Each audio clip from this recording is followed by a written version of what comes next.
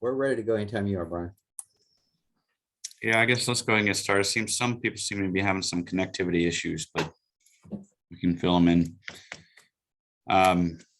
From our perspective, we had some robust discussion over the last 15 minutes, but the short of it is this college position remains the same as to the health director, program director stipend. So I don't know if you have any other thoughts or ideas, but Well, we're very disappointed to hear that from the college. We are willing to agree to the MOU that you propose with two caveats.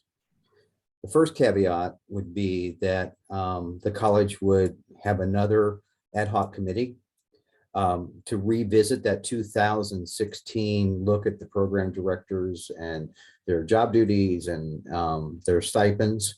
And so we would like to have that study done in 2016 updated with an ad hoc committee made up of faculty as well as staff administration. That's the first caveat we would have. And then the second caveat, we've been kicking down the road for several years now, the issue of the clinical lab hours. And part of the issue has been, oh, well, our computer system can't do that. The caveat that we're asking for is between now and the next time that we negotiate next fiscal year, that the college look into what would be necessary to get that issue fixed so that the computer system can allow those adjustments so that we can get rid of the clinical lab issues for next year. So those would be the two caveats the union would like to accept the MOU from the college. Caitlin, did you have something else you wanted to add? Yeah, overall, I just want to say that we're pleased with the way negotiations went overall. We're glad that we're able to have good discussions about compensation. We went back and forth. Both sides made compromises, and we really appreciate that. We're excited to have higher salaries and the compression issue be addressed. But we are disappointed about some of the things that have been said, some of the lack of movement on the health program directors, those sorts of things we shared the morale survey, and morale is pretty low among faculty. Turnover seems to be high, and a lot of faculty are saying we don't feel valued. And, it's a lot of little things. So we're a little disappointed in the lack of movement on the department or the program directors and some of the statements that have been made. We just want to feel valued, and sometimes, often we don't. Thank you, Caitlin. So there you have it, Brian. We're willing to accept the MOU with those two caveats. So if the college is willing to do those two things, we can finish up negotiations today. Gary, this is Brian. I think, we can always continue to look at the lab hour things. That wouldn't be a problem.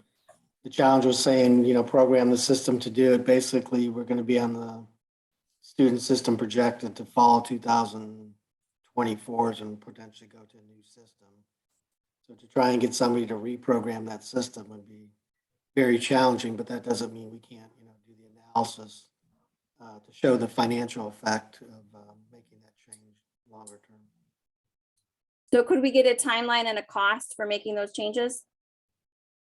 Well, I'd have to get Dr. Austin to comment on some too, because we don't really have, now that Pensacola switched over to Workday, they don't really have the resources to commit to us to reprogram the system. And with financial aid right now, we're going outside to Unisys because there's going to be changes next year in the system, and we're going to incur costs for that. So those costs are going to be pretty heavy to get somebody else to come in and try and program it. Okay, we would just like a study with an estimate of the costs and the timeline and the steps written out. Yeah, we can look at that. Thank you. And I will say, in addition to what Brian said, team, that certainly, as you know, for several years, we certainly have recognized the importance of making sure that we modify the lab hours in select areas, and we have no problem from the administration side, the academic side, to continue to review that and correct it so that it can be in line with our initial anticipated position on it. So again, based on any systemic issue, we'll work with our counterparts on the other side of the house to see how feasible that will be.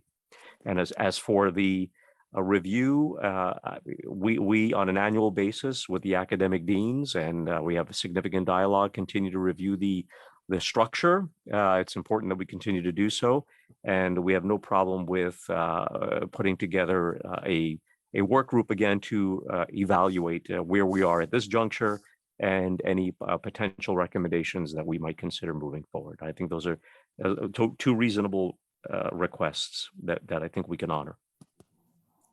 Well, thank you, Stan. We appreciate that. We're good with the MOU. So Brian, if you could send me a clean copy, I'll sign it, get it back to you, and we will start the process of getting it ratified for our membership, along with ratifying the the extra pays for classes that we signed earlier, I think May or something. That has to be ratified as well. So we can start the process of getting those two ratified. All right, we'll do the same on our end. I will send Oh. that to you this morning. I have two things. One is I just wanted to remind Darrell Clark that we need to have a accurate current list of all the full-time faculty in the bargaining unit with their addresses so we can send out ratification ballots. And then I also wanted to ask how the 1% of our salary for those union members will be deducted from the raises, or just want to make sure that doesn't get lost in the process, that union members must have their dues deducted from their regular salary, which would go into the raise and the retroactive raise. As far as the list that you requested, I do have that ready to go. We were having some challenges with extracting the public records flag, so we got that figured out. I was admin on duty last night, so I worked on that for you. So you should get that today. Keep in mind that those individuals that have the public records flag, they won't have their address or phone numbers listed, as well as the newly hired faculty members, because we haven't added that information in there for the flags. I'm following the same guidelines that we did in previous years, where I'm not providing theirs because they're newly hired and we don't have them fully built into the system yet. So I don't want to violate anything. Two of them you will have because they were existing adjuncts that already had their designation in there. But then the remaining out of the 7, I think 5 of them you won't have and 2 of them you will. So I should be able to get that over to you very shortly. As it relates to the 1%, I'll get with Brian to see when we're calculating, we have to update the compensation, and then after that, calculate the retros. We have to build that into the system as well. So this will add this step to the equation to see if we could do the deduction of 1% from that. It might be easier to do the 1% from the retro payment.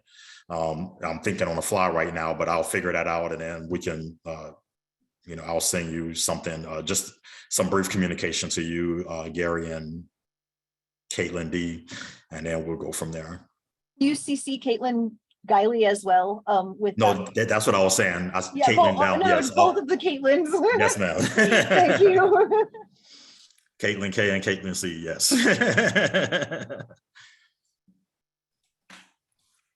But I do appreciate you guys doing this. I'll speak on the HR side. We have a lot of work cut out for us to try to get this all built into the system. As you can imagine, while on this call, I'm like trying to wrap up payroll for this week. So keep in mind that none of this will take place this week.